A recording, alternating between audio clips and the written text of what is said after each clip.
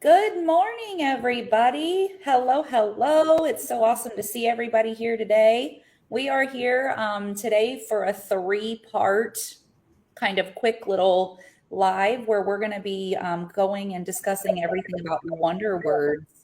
And I'm joined here today by Dawn and Kyla. Dawn, go ahead and introduce yourself. All right, thanks. My name is Dawn McGregor. I teach first grade in Lamars, Iowa, and I'm a platinum certified whole brain instructor. And Kyla. Hello, I am Kyla Tesmer. I am gold certified and I teach third grade in North Carolina. Woohoo! All right, ladies. So I don't know if you have this in person right next to you. Yes. It's in the living room. Don't worry about it, Dawn. We know you have one. I have a picture of it to prove it. But we will be kind of discussing the different intricacies today of the whole brain teaching for challenging kids second edition. If you do not have this second edition, please get on Amazon today and order it. It will really kind of transform everything in your classroom. And we've been using this. I've been using whole brain teaching since 2014. Dawn, how long have you been using it? This will be my fourth year, I think. Okay. And then Kyla? This will be my third year. Okay. So this book has changed so much. And I like to kind of explain it as my kids, they're still the same kids, right? But as they grow up and they get older, new things start to happen to them. So the foundation of whole brain is still the same. The teachings and the ideas are still the same. We've just grown up some of these different strategies and just tweaked them as we've gone so that it really is a rich and I don't know, perfect way to kind of show it to you in the new way. So I am going to send Kyla over to Facebook. So Kyla, we'll see you in a little bit. All right, girl? Sounds good. All right. Bye, Kyla. All right, Dawn. So today we are talking all about, what are we talking all about? Wonder words. Yeah, wonder words. And this is one of the most powerful strategies that you can do in your classroom. It is simple, but it is going to boost that critical thinking. And so we're just going to kind of fly on in. Are you ready? Are you ready, Dawn? I'm ready. Yeah, girl. Awesome. All right. So Dawn, we, as you can see here, we have these beautiful Wonder Words posters, and these are all created and available on Teachers Pay Teachers. We're going to drop some links of different things in there. And so Kyla, if you want to go ahead and link the Wonder Words slides, you can print these in color, and I like to do them on just a regular sheet of paper. And then I organize them around my Promethean board so that I have all of them there ready to go. And I will lock those up as we talk about in gamification. But for right now, we're just going to kind of go into what we do, and then we'll upgrade and teach you some other things that go along with it. So Dawn, these beautiful pictures, where can we find them again? You can find them on Teachers Pay Teachers. You can print them out like on cardstock and post them somewhere in your room, lock them up so you can unlock them as the year goes on. You've got it. Well, so it wouldn't be a whole brain teaching live if we weren't using some whole brain teaching to teach these strategies, right, Dawn? Absolutely. All right, so we're going to start with our focus today, Dawn. So our focus today is, all right, and I'm going to start off with the magic circle. Are you ready? I'm ready. All right, class. Class, yes. Thank you, class. You're welcome. Mere words. Mere words. Our focus today. Our focus today. What are wonder words? What are wonder words? And how can we use them in our classroom? And how can we use them in our classroom? Ert. Mirrors off. Mirrors off. All right, teach it back to me. What's our focus for today?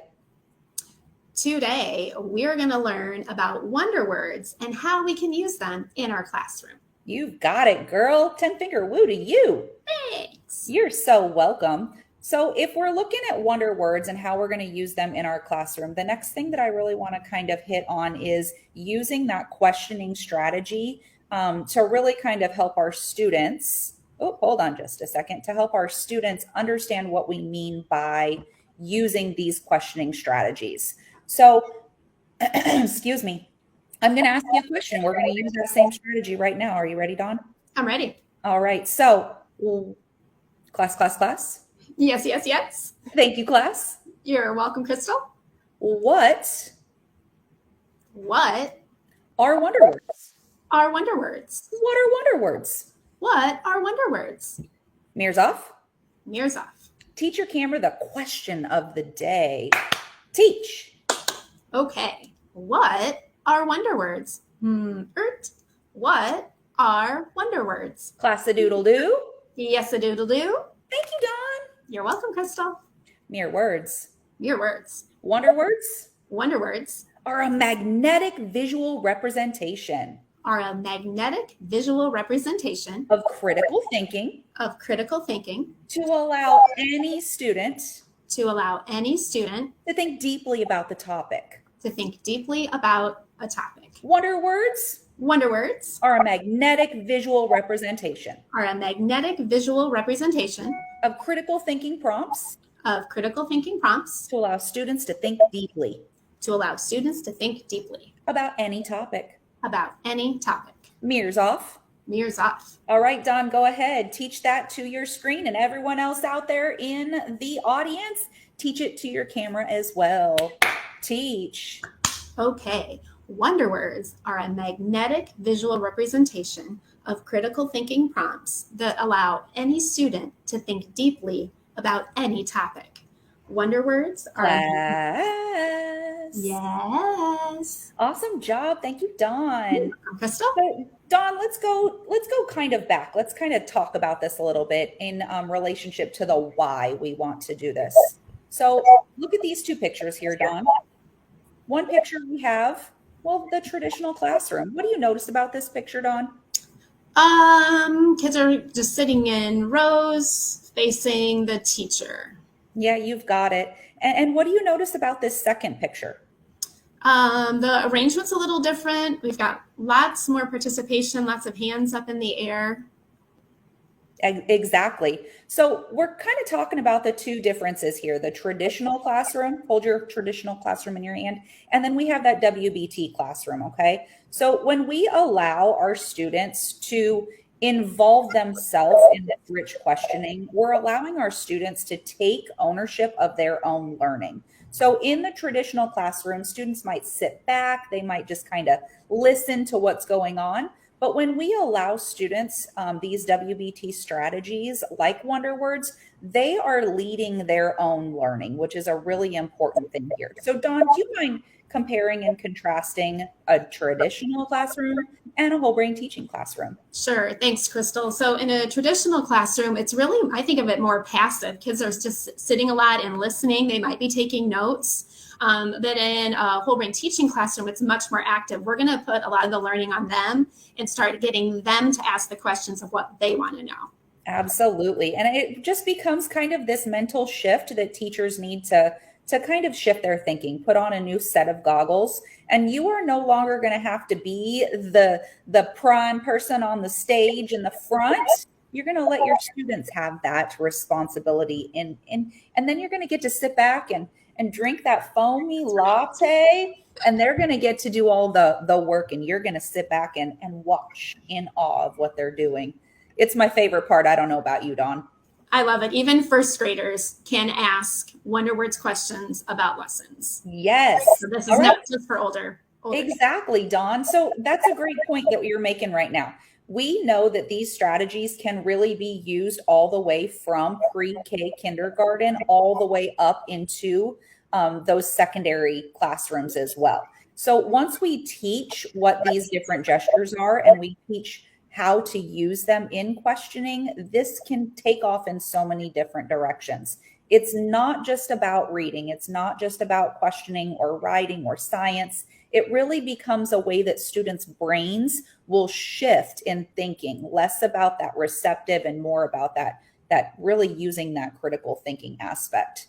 So Dawn, are you ready to get started? Yeah, let's get started. Let's do this. So in this session, we're just going to be learning about who and what, and then we will be learning about the next three, and then the last three in the next sessions that we do today. So Dawn, are you ready to do some critical thinking here with me? Let's do it. Let's do it. All right. Class. Yes, yes, yes. Oh, thank you, Dawn. You're welcome, Krystal. Mere words. Mirror words. Who? Who? Pointing at people. Pointing at people. The gesture for who is to point at people. The gesture for who is to point at people. Move one finger side to side. Move one finger side to side. To point at people. To point at people. Mirrors off. Mirrors off. All right, Dawn, teach your camera what our gesture is for who. Teach. Okay. The gesture for who is to point at people. So you're moving your finger from side to side like you're pointing at people. Hey, yo, class. Hey, yo, yes. Thank you, class. You're welcome, Krystal. Mere words. Mere words. Our gesture Our gesture for who is to point at people. for who is to point at people. Our gesture for what Our gesture for what is to open up a dictionary. is to open up a dictionary. Look like you're looking for something important. Look like you're looking for something important. Who, Who, point at people. point at people. What, What, open up your hands like you're looking in a dictionary. open up your hands like you're looking in a dictionary. Mirrors off. Mirrors off. Teach your camera, Dawn, the what gesture for me, please. Teach. Okay. What, you pretend like you're opening up a dictionary. So the gesture for what, open your hands like you're opening a dictionary. Class, oh class. Yes, oh yes. Teach both of those gestures now, everybody in the audience. The who, point at people, and the what, open up the dictionary. Teach. Okay. So who, you pretend like you're pointing at people. What, you're opening a dictionary. Who, Hey, yo, Dawn. hey, yo, yes. All right, Dawn, you want to see this in practice? Yeah, let's do it. Yeah, let's do it. Let's see this in practice. Okay, so if we're looking at this picture here, and now we have some really robust graphics. I mean, just look at this screen. It's so interesting to look at. You see these colorful graphics, a black and white picture. Oh, what does this do to your brain already, Dawn? Already, my brain's starting to ask some questions. Absolutely. I wonder what's going on in the picture. So let's just kind of start to guide the thinking here. Okay. When we look at this as a who question, I really want you to kind of start off with just some observations when you're with your students. So it doesn't have to be where you just jump right into having your kids ask questions, but start with some observations first so that we can activate some different parts of their brain. So Dawn, what are some observations that you see? And those of you out in the audience, I want you to type in the comments what some of the observations are that you see. Go for it, Dawn. I see 3 children. It looks like they're outside. There's also a dog with them. 2 girls are facing one boy, got a little attitude going on with their hands on their hips. And the dog is definitely curious about something that the boy is holding. So it makes me wonder a lot of things. All right, so let's start off with the who question. Everyone make my gesture. Who, pointing Who. at people. So Dawn, will you phrase some of those observations as a who question? Sure. Who are the 2 girls? Ert. Who is the boy? Ert. Who took this picture? Ert. Love it. All right, Dawn, let's stop right there. Ooh, we see some more people. Oh, I've got some Facebook comments over here. We've got some observations and some people asking some awesome questions. So Dawn, I noticed you did something here, and I want to just kind of stop for a second, and I want to highlight what some of the things are that you just did already in this. So Dawn, I noticed you doing this. What is that? This is our brainy gesture for a capital letter. You've got it. So hold that hand flat. And then we're going to use our other hand to show that that letter is larger, that capital letter. So awesome job with your capital letter gesture. Can you tell me what you did when you were doing this? What gesture was that for again? So that's the who gesture. So I do the capital letter gesture first, since we're starting the sentence, and then I do the gesture for the wonder word. Yeah. And then what did you do there at the end, Dawn? I did our brainy gesture for question mark. You draw a question mark in the air, and there's a couple ways you can say it. I have learned ert.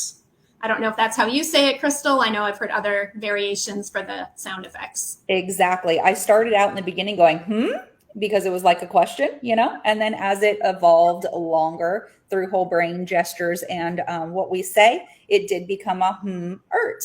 So awesome job, Dawn. I love how you were able to use those different brainies to help us be able to kind of think about that oral language component. And I love watching students do these brainies in class, especially when they're reading something and you can see them start off with their capital letters and their question marks. It's just so fun. All right, so Dawn, you asked some really great who questions. Now, this is where we kind of get into the meat of this. We're going to talk about some shallow questions and some deeper questions. So shallow and deep, just like they sound, right, Dawn? Shallow is going to be just kind of those questions that are very basic. And then what are we looking for in those deep questions? For those deep questions, we're looking for those higher critical thinking skills, the things that maybe aren't quite so obvious. Absolutely. So I might ask the question, who is responsible for the dog in this picture? Ert? Because I'm noticing that he's not wearing a leash. He's over there eating this poor boy's ice cream. So that can kind of deepen it just a little bit more. So as we ask these who questions, who in my mind get very much that shallow kind of questioning until we're linking it to something else we know. So Dawn, how do I like to think about that? What kind of question? So the who ones are a little more shallow unless you really are amping that critical thinking, because most of the time your kids are just going to ask, who is the girl? Who is the boy? Exactly. Your example of who is responsible for the dog takes it up a level and makes it a little bit higher critical thinking. Yes, you got it. So Dawn, the next part of this that I really want to kind of hone in on is we're looking at the difference of shallow and deep questions, but what we're looking for in our thinking and our critical thinking isn't necessarily the questions. It's actually the answers that our students are giving. So it's less about the questions. That gets us started, but now we're bringing our students into answering the questions. Okay, Dawn, give that back to me again. That's a pretty powerful statement. All right. Thanks, Krystal. So yes, the questions are super important, but the next step then is to focus on the answers. Sometimes the teachers will do the answers, but it's much more powerful if we have our students answering those questions. You've got it. Awesome. So the more that we give that back to the students to take ownership of their own learning, the more complex their brains are processing that information. All right, Dawn. So we talked about a question, right? And it was just based on that picture. Now let's link it into math. Ooh. What do we see here? Let's start with just some observations. Sure. It looks like a beach with tons of umbrellas and people, chairs. All right. How could we think about math with this picture? Well, I kind of want to know how many people, how many umbrellas, which I know those are how questions. What would be a way to solve how many umbrellas there are? Ooh. So what is a way to figure out how many umbrellas there are? Ert. Love that. All right, down in the comments, everybody, I want you to share your observations and then ask a what question. Remember, opening up that dictionary, ask a what question, and we'll be looking for some of those really good ones. So I'm going to model a question that I could answer or ask with this. So what is a way to calculate the total amount of chairs under each umbrella? All right, Dawn. So give me an answer. Let's see if we can model now the answer process of this. We could count them all by ones. I teach first grade. We could do that. That's awesome. Okay, so now I'll model how I would answer my own question. And in the beginning of this process, when I teach this to my students, I will model for them the complexity of an answer that I'm looking for. So we're going to start with a shallow answer, and then we're going to go deeper. So your answer was great, right? We could count by ones. Love it. I might say, I could see there are 2 chairs under each umbrella. This makes me think that each umbrella I could multiply by 2. I could even get more complex and I could say there is a row of 5 umbrellas in each half. Zoop.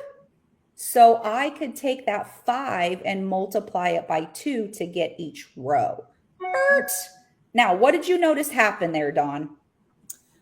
You really expanded on the math concept. It wasn't so easy or superficial, and you kept adding on to your answer. It wasn't necessarily just a one sentence answer. Some of our answers, we really want students to have 2 or 3 sentences for their answers. And this is tell me more gesture, which once you start using gestures, your brain kind of automatically just starts using them. So this is the tell me more. And that is exactly what I was going to ask you. Dawn, you're doing this little gesture here. What does that gesture mean?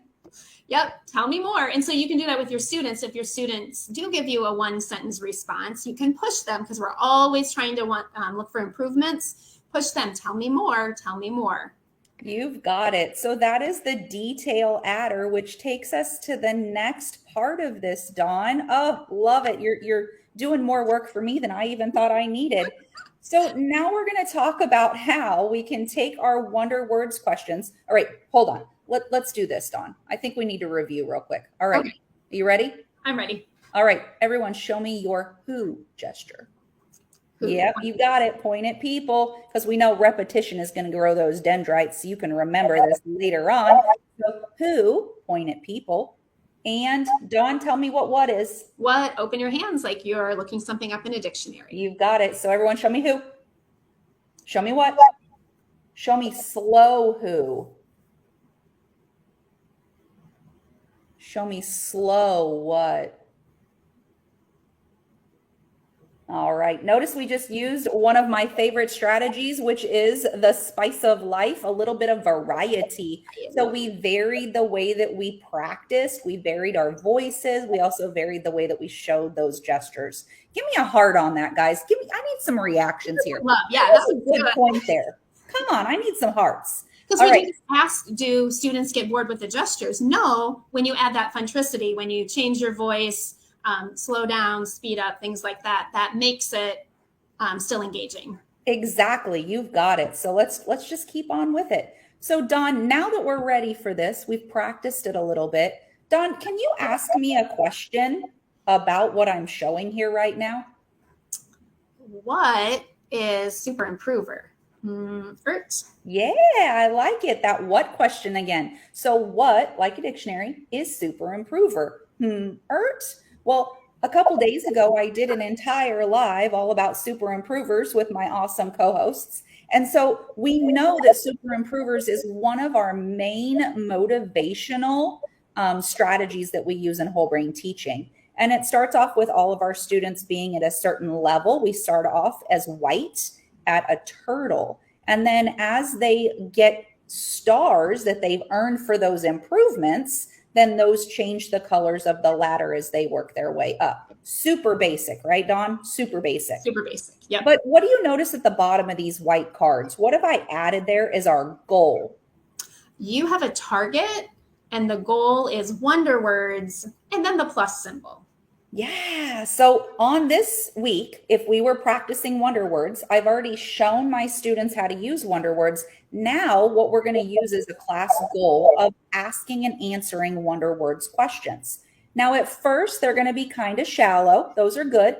But as we start to get those deeper questions and those deeper answers, the ones that really make our brain think more critically, that's where we can start to award students with those super improver stars. All right, Dawn, give that back to me, girl. Sure. All right, thanks. So after you've taught Wonder Words, now we want to rise the expectations of our students. So for this particular lesson or week, you have the target behavior that you're looking for is Wonder Words. So as students ask and answer Wonder Words questions, when you see those improvements, they'll earn super improver stars. Yes.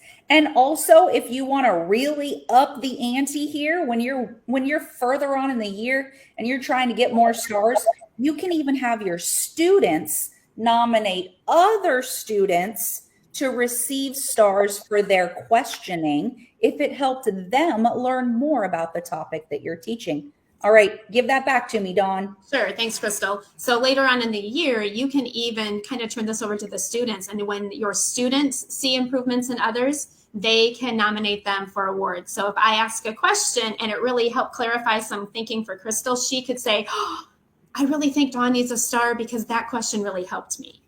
Yes. All right, Dawn. Well, we are at the end of this very quick little live.